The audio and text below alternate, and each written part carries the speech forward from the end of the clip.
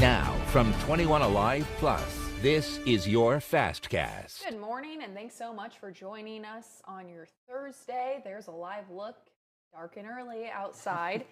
As always, we know you guys want to get a quick check of your first alert weather forecast, so we're joined now by Caleb. And Caleb, you guys have been tracking this overnight freeze situation, which is putting us from a comfortable 50 degrees down to a cold temperature, much more winter-like for tomorrow. I would even call it much more normal. I mean, it's still below normal, but where we're going to be at this afternoon is not where we're supposed to be at for this time of year. Highs in the low 50s, and then, like you said, temperatures plunging overnight. So let's talk about it. We've actually issued a first alert weather day that starts this afternoon and then continues into Friday morning because the same weather system is going to bring two different impacts. Today, we're tracking strong wind gusts, and then overnight as temperatures crash, we're tracking the weather system that will first bring rain today, changing over to a few snowflakes Friday morning, potentially creating a few slick spots on the roads on Friday morning. So I'm going to talk about things in chronological order here.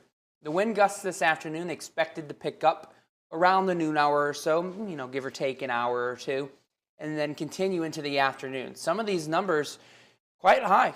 Anywhere between 40 to 50 miles per hour, these strong wind gusts, and maybe even a little bit higher than that. So during the evening commute, I just put together some simple driving tips for driving during high winds. Obviously, they're fairly common sense. Slow down if you need to.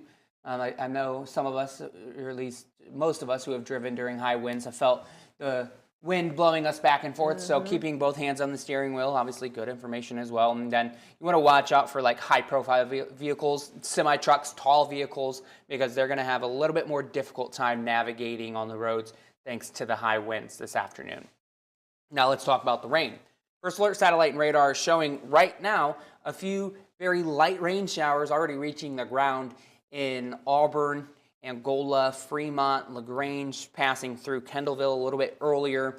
The heart of the weather system is not actually expected until we get to the afternoon. So beyond lunchtime, scattered rain showers popping up, and then during that evening commute, a line of more intense rain will start to push in, and then we've got those signs of the colder air starting to spill in on the backside of things.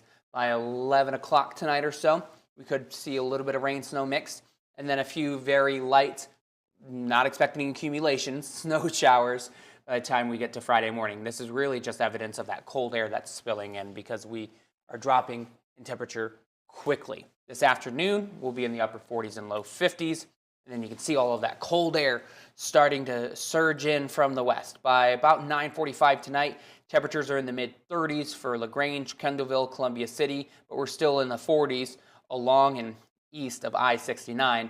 But by the time you wake up in the morning, so we're going from Thursday night into Friday morning, 6:30, look at these temperatures. This is the actual air temperature.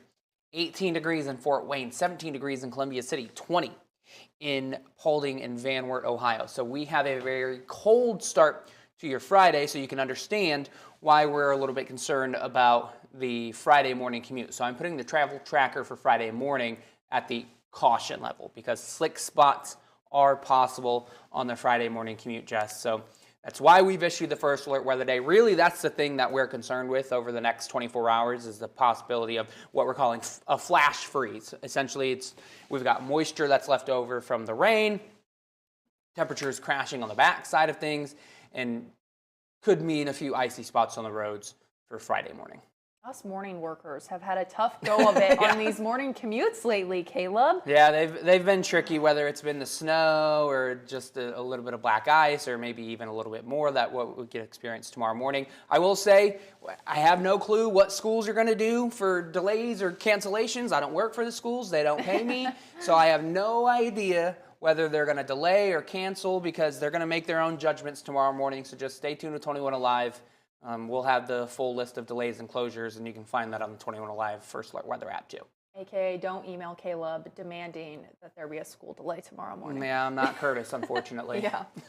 Okay, Caleb, thanks so much. We do have a couple of news stories we want to update you on this morning. If you head up to Auburn quite frequently, this may be a little bit of a bummer for you. Auburn Brewing Company says it was time to rip off the Band-Aid. They announced their closure over Facebook after more than 7 years in business. Owners Emma and Josh had told us they were trying to sell the business in January and add this decision was not easy. They say they're ready to stop being workaholics and get back to focusing on their family and friends. And they're actually going to be selling both the building and the equipment. And the brewery is set to close on December 18th, or excuse me, that's today, December 28th. So you have 10 more days to go up to Auburn and check it out. And back here in Fort Wayne, another small business owner is sounding the alarm, saying fewer customers are walking through their doors, and it's starting to take a toll. Chance Bar's Corey Bowers say he and other mom and pop shops around town need your help to keep doors open. As the bar's owner and chef, he says the drop in customers during the holidays is very difficult, and this time of year he normally doesn't have to worry about that.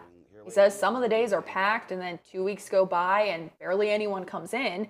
So, just so you know, to keep business moving, Bowers and his team have created some special deals to encourage customers to return. So if you're interested in supporting that small business, you can check them out, especially, again, during the holiday season. So that's all we wanted to give you this morning. Here's a live look again over Fort Wayne, just looking dark as ever out there. We hope you guys have a great Thursday, and we're back again tomorrow.